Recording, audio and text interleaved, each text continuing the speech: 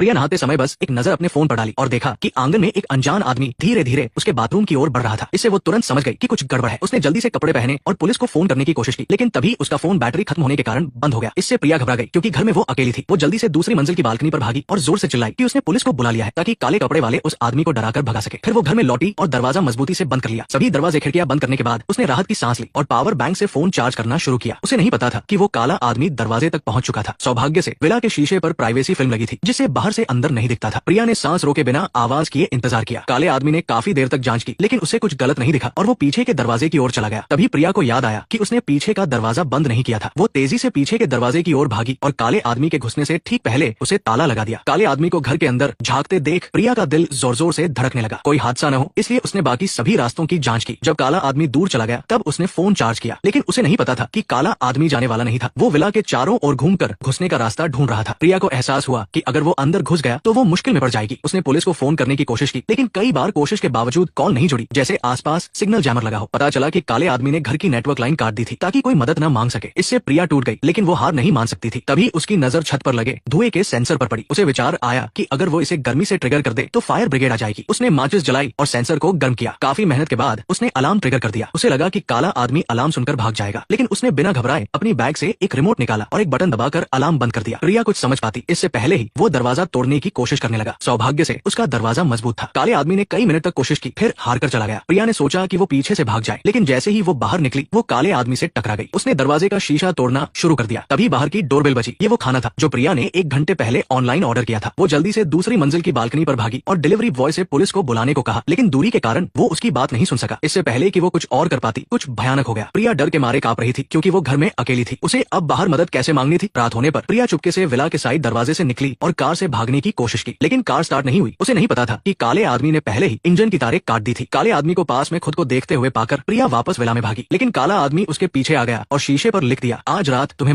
होगा। प्रिया डर से कांप रही थी। काले आदमी ने एक ब्लोटॉर्च निकाला और दरवाजे का ताला पिघलाने की कोशिश करने लगा। जिंदगी बचाने के लिए प्रिया ने एक फल काटने वाला चाकू लिया ताकि दरवाजा टूटते ही उस पर हमला कर दे, लेकिन जब ताला टूटा तो डर के मारे वो भागने लगी। उसे लगा कि घर से निकलने पर वो सुरक्षित होगी, लेकिन उसका विला पहाड़ पर था और शहर तक पहुंचने में कम से कम 1 घंटा लगता। मजबूरी में वो फिर से विला में लौटी। तभी वो अपने पुराने प्रेमी अर्जुन से टकरा गई। पहले तो वो खुश हुई, लेकिन फिर उसे शक हुआ कि अर्जुन ही काला आदमी हो सकता है। उसने बिना सोचे अर्जुन को चाकू से घायल कर दिया और भाग गई। फिर उसने मल्टीमीडिया बॉक्स ढूंढा और नेटवर्क को फिर से जोड़ा। नेटवर्क जुड़ने के बाद उसने पुलिस को फोन किया, लेकिन विला पहाड़ पर होने के कारण पुलिस को आने में कम से कम 20 मिनट लगने वाले थे। प्रिया को ये समय अकेले गुजारना था। उसने चुपके से काले आदमी के पीछे जाकर उसे एक बेडरूम में बंद कर दिया, लेकिन दरवाजा ज्यादा देर नहीं टिका और काला आदमी उसे तोड़कर बाहर आ गया। अभी प्रिया ने घर की बिजली काट दी। अंधेरे में काला आदमी भटक गया। प्रिया ने चाकू उठाया और पीछे से हमला करने की सोची, लेकिन तभी उसका फोन बजा और हम